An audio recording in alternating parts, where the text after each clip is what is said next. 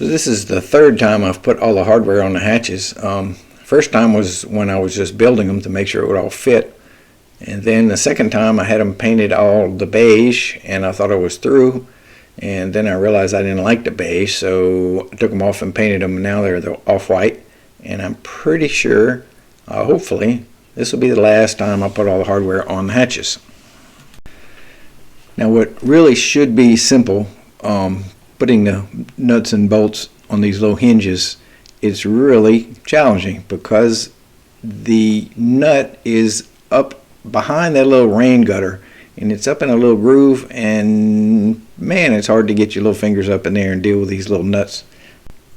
The ones up on the lid for the anchor locker, they were really tough, man. It just seems like a simple thing, but they're just so hard to get to. I needed a little person that could lay down in there and get them from the bottom, but I didn't have one. So they do, got them all on, tightened up, everything fit, a nice feeling. So I've been putting off installing my hatches because I didn't want to get paint and glue all over them and get them all nasty, but the time has come. So this one's easy. Just pre-drill some holes and caulk it and screw it down. And I'm going to cut the hole for the storage box, the fish box. And it may be a little challenging because when I cut it, I think I'm going to expose the 2 layers of pink foam, and I don't want them to be exposed. So I might have to do something to seal the perimeter. But this one's going down, and then this one's going down. My front hatches are in place. And one of my objects here is to keep all the leaves out of the bills because they're getting down in there and they're rotting and starting to smell funky. So hatch number 1 screwed down, cleaned up the caulk, it's a done deal. Hatch number 2, the bulkhead is right here, and the other bulkhead is a foot and a little bit into up underneath there. My hatch is not that long, but I still think I'm going to put it back here toward the back because the storage does get shallower as it goes toward the front, follows the hull. So this was my template. I've had this for a long time. So I'm going to cut the hole and we're going to see what happens. I was getting a lot of vibration in my saw, and what was happening is the blade wasn't quite long enough to go through all the way past the foam and the fiberglass skin that's on the bottom of the foam, so it was kind of just hammering on that fiberglass skin. After I cut it open, then I could finally realize what was going on. I just thought the fiberglass on top of the plywood deck was giving me a hard time, but that wasn't really it.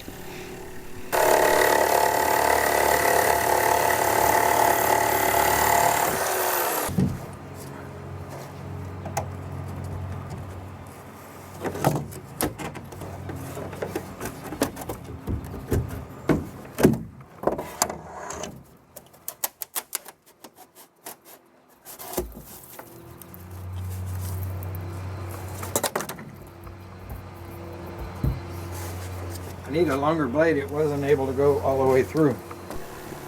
So I had a longer blade, and I put the longer blade in the saw, but it was a real coarse tooth blade, and the skin, that fiberglass skin, is really thin, so it wanted to give me a hard time.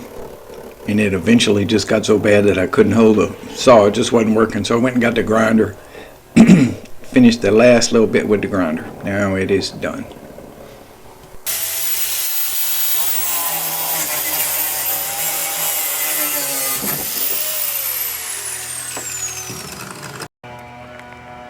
Alright, well I got my hole. This is going to be challenging. I'm going to have to finish the edge of this foam some kind of way. And support it. It's sagging, but that's easy enough. And apparently the caulk I used, which I thought I checked, was deleterious to the foam. And I ate the foam up. So my top is not as insulated as well as the rest of it. Interesting problem. I like these problems. Yeah, what I need to do is put some kind of finish right here, because the top flange only comes down this far and I don't want the foam exposed. So I really need to cut that foam back 3/4 or something and wrap it with some wood or something. I'm gonna have to do some head scratching on this baby. And I volunteered my good neighbor Paul to help me get the T-top in the boat. It is medium heavy, but it is maximum awkward. It wants to turn upside down because there's more weight up top than there is on the bottom half. And my goal was to get it in the boat and get it fastened, but with no adhesive, no caulk. I just wanted to do a dry run. I wanted to make sure everything fit before I start messing with adhesive because it's such a mess. And it took a little while, and we got it up there and only did very minimal scratches to the boat. So all in all, pretty happy with this little installation. And I want to thank Paul and Luke, his son, for filming.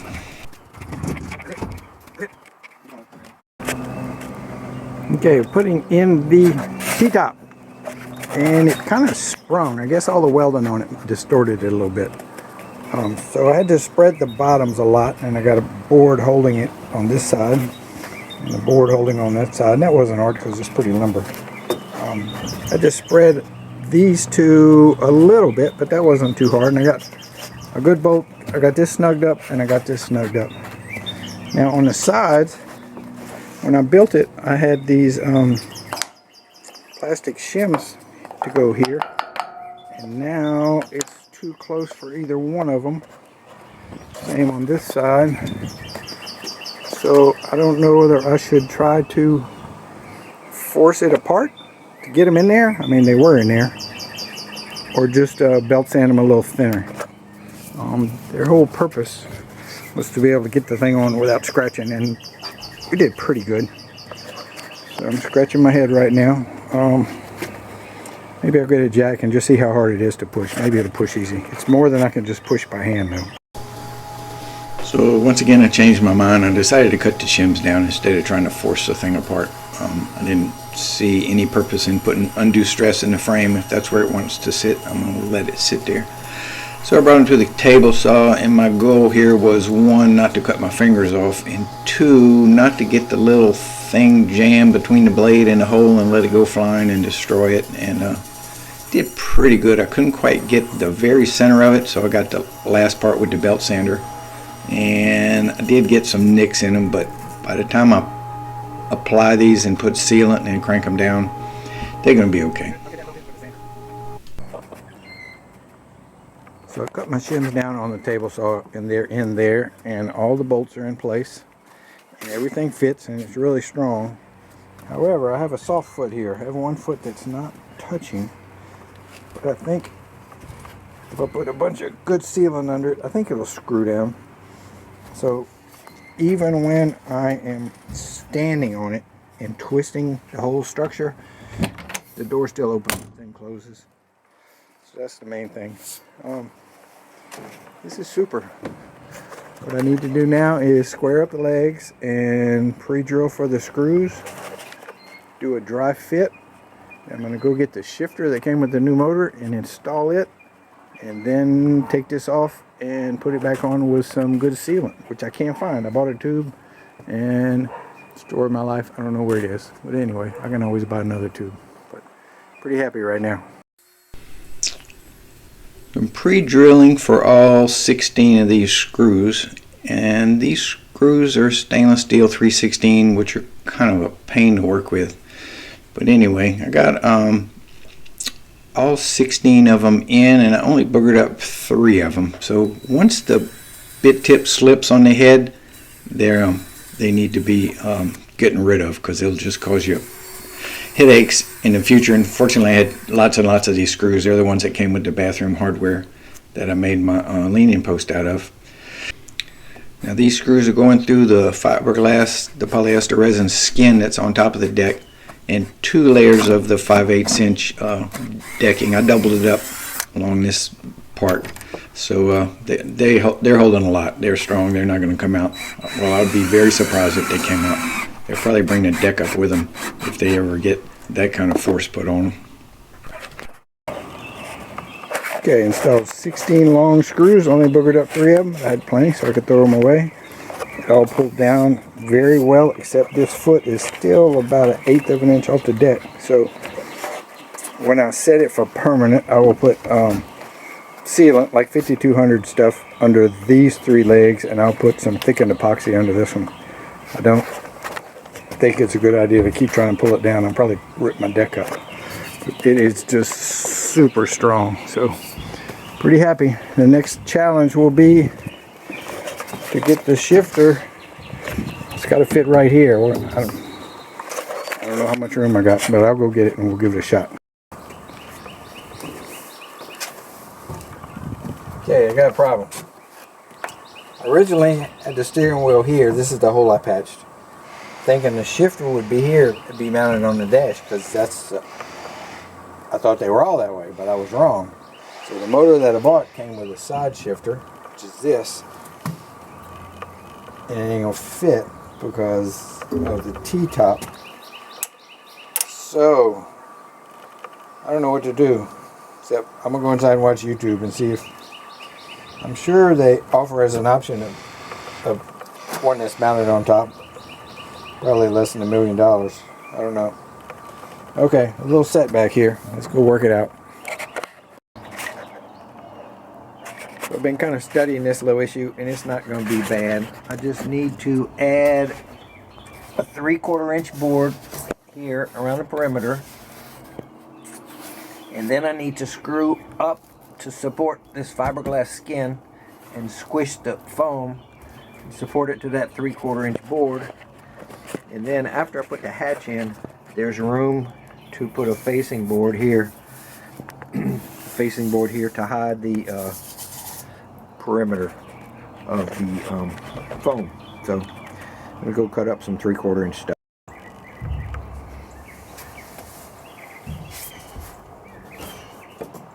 So I've got my 3 boards cut to fit, and I've got pilot holes drilled through the fiberglass and this top plywood, and I got little handles on them so I can get them in. So I'm gonna mix up some epoxy the top, put them in there and screw them tight, and then I got to retrim the foam because it cuts real bad.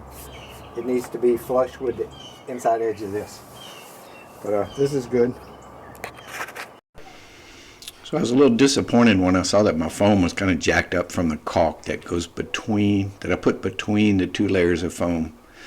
But looking at the big picture, I still have a fiberglass skin on the bottom.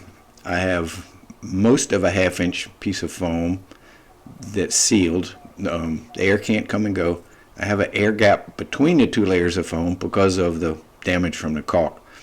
I got a 3/4 inch air gap on top of the top piece of foam, and that's sealed.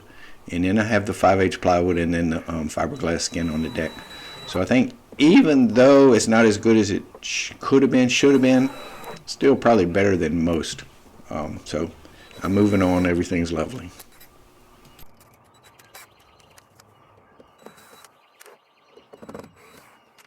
So I got the rough edges cut back with the grinder. Cut really easy, it's just kind of awkward.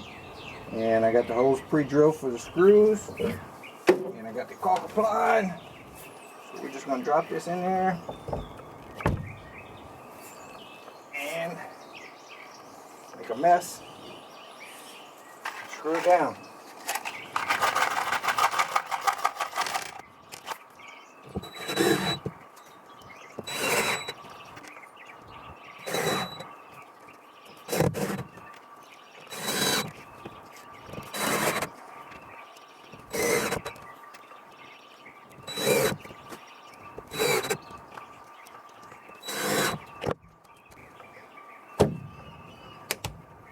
Okay, so after I clean a little bit of caulk up, I'm going to put plastic over it like I did on this one, because dirt's going to stick to that wet caulk, and I'm going to be working in here making a lot of dust. So clean it up and cover it up.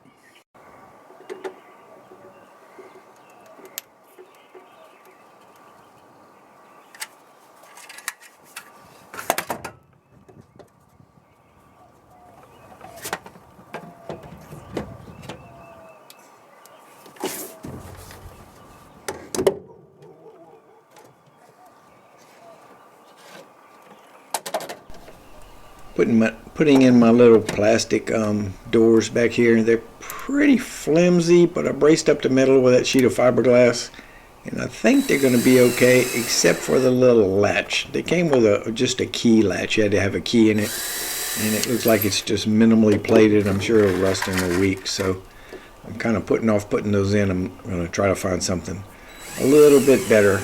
I don't need a key lock on them. I just need something to keep them from swinging open and closed. And I'm finally getting around to hooking up the PEX tubing to the little cubbies for the washdown hoses. I've got enough slack where even with the PEX crimped in place, I can pull the box out. And I'm not going to screw it into place yet because I need to pull it out, and my wiring conduits are back there hidden away. So just hooking up the PEX. I'm just sliding it in a hole, no screws yet. And you can see I've installed the new fuel fill and got it screwed down and caulked in place, and no video on that, but it wasn't much to it. And in this well thought out video, I am putting the struts on the swim steps. I put the swim steps back up for good since the transom was painted, and these things I believe will take a lot of vibration and a lot of load, so I'm caulking them up good with some 5200 type sealant, and the screws that go up into the bottom of the swim step, I've got some number 12s. They're big, heavy, very, very robust. Not going to hurt those. Now the ones going into the fiberglass transom, they're kind of tricky because they'll snap off in a second. So you got to drill the perfect right size hole for them. And I'm coating all the screws with sealant, and you can see absolutely nothing because I have the camera pointed in the wrong direction. So here I am drilling out two holes. I'm using a hole saw for the fancy cleats that my son got for me, and the hole is 1 inch, and the cleat, the little things that fit in the hole are pretty close to 1 inch. So I know I'm a shaky old man, but I'm shaking it on purpose because I'm trying to make the hole just a little bit bigger than the OD of the hole saw. And I can drill a little bit, and then the hole saw clogs up, or I can't reach anymore because this is deep. This is like over 2 inches thick of material. So kept drilling, kept popping the top out, and we got through it without issue. Then once the big part goes in the hole saw holes, then I can mark the bolts that actually hold it down. And those are 3/8, and I drilled a little bit bigger than 3/8 hole on them, just maybe a 1/16 bigger. So what I'm doing, mounting this nice fancy cleat that was given to me by my son. So basically, you drill 2 big holes. For this part, it's a pop-up cleat, so it's not a tripping hazard when it's not being used. So if you remember, or if you watch my other videos, I've got a piece of mahogany all the way across the back, and then I have 2 layers of 3/4 inch plywood to make up the difference. So I set the cleat so that 1 bolt is in the mahogany and 1 bolt is in the plywood, and everything fit, except the mahogany is so thick that I couldn't get a nut on this stud. So I had to go underneath with the hole saw and try to remove a plug so I can get a washer and a nut on it, and I think I've got it. But before I put sealant all over it, I'm going to get down there and try to make sure it'll go on.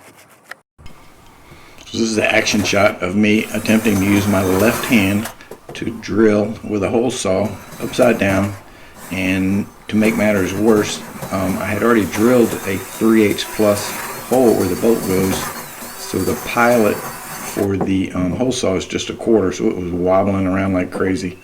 But got it drilled and got a screwdriver and popped out the little plug, and we made it work.